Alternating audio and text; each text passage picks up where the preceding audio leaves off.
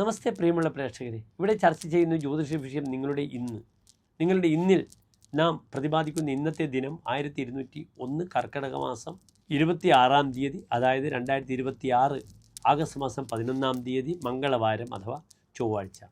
ഇന്ന് ചൊവ്വാഴ്ചത്തെ സൂര്യോദയം തൃശ്ശൂരിൽ കാലത്ത് 6:18, അസ്തമയം വൈകിട്ട് 6:42.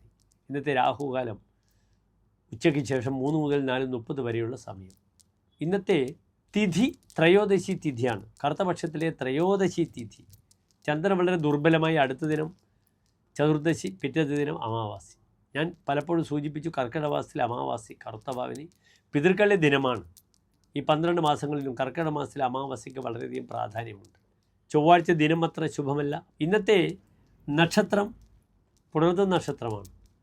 പുണർദ നക്ഷത്രം കാലത്ത് 10-15 വരെയാണ്. അത് കഴിഞ്ഞാൽ പിന്നെ പൂയം നക്ഷത്രമായി.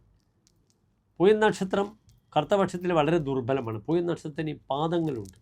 പലപ്പോഴും ഈ പൂയം നക്ഷത്രത്തിൽ അമാവാസിയോട് അടുത്ത് ജനിക്കുന്ന കുട്ടിക്ക് വളരെയധികം പാദദോഷങ്ങൾ അനുഭവിക്കും, തങ്ങളുടെ ഗ്രാൻഡ് പാരൻസിനൊക്കെ തന്നെ.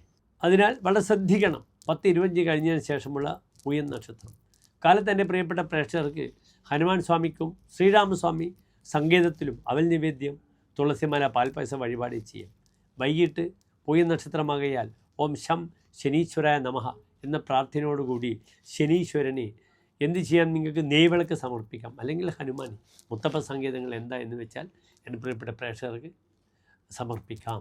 ഇന്ന് പ്രത്യേകിച്ച് എൻ്റെ പ്രിയപ്പെട്ട പ്രേക്ഷകർക്ക് നല്ലൊരു ശുഭമുഹൂർത്തം തരാൻ ഒരു നിർവാഹവുമില്ല. മറ്റൊരു ബുദ്ധിമുട്ട്, ഇന്ന് ഉച്ചയ്ക്ക് ശേഷം 3:30 വരെ വിഷ്ഠീകരണമാണ്. വിഷ്ഠികാലയെ കൃതം കാര്യം വിനാശം ഉപഗച്ഛതി. വിഷ്ഠികാൽ ചെയ്യുന്ന കർമ്മങ്ങളെല്ലാം തന്നെ ഫലം വളരെ ബുദ്ധിമുട്ടായിരിക്കുമെന്നും അറിയുക. എൻ്റെ എല്ലാ പ്രിയപ്പെട്ട പ്രേക്ഷകരും ഏറ്റവും ശോഭനമായ ആ അമാവാസിയിലെ പിതൃകർമ്മത്തിനു വേണ്ട തയ്യാറെടുപ്പുകൾ, ഒരുക്കങ്ങൾ നടത്തുക എന്ന് പ്രത്യേകം ഓർമ്മിപ്പിക്കട്ടെ. നന്ദി, നമസ്തേ.